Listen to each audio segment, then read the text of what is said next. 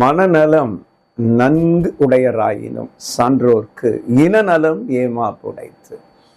சான்றோர்கள் பொதுவாகவே மன நல்லவங்களாக தான் இருப்பாங்க. மனத்தளவிலே அவர்கள் யாரையும் தீங்கு எண்ண மாட்டார்கள். கொள்கை பிடிப்பாளர்களாக இருப்பார்கள்.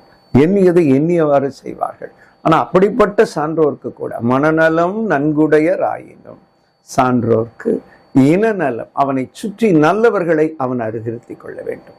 பக்கத்தில் ஒரு தீங்கானவன் ஒருவன் இருந்தா இவர் எவ்வளவுதான் நல்லது செஞ்சாலும் இவரால் அதிலிருந்து மேலே வர முடியாது. ஏன்னா அவன் எதையாவது சொல்லி கற்றுக்கிட்டே இருப்பான். அப்போ இனநலம், தன்னை சுற்றி இருப்பவர்களையும் நல்லவர்களாக, உள்ளவர்களாக, வல்லவர்களாக, திறன்மிக்கவர்களாக அமைத்து கொள்ள வேண்டியது இவனுடைய தலையாய கடமை.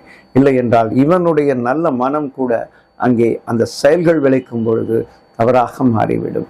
அதனால நல்ல மனம் கொண்ட சான்றோர்க்கும் நல்ல குணம் கொண்ட அந்த இனநலம் மிக மிக இன்றியமையாதது என்று சிற்றினம் சேராமை என்ற அதிகாரத்திலே வந்திருக்கின்ற அற்புதமான இந்த குறளை வாழ்வியலாக்குவோம்.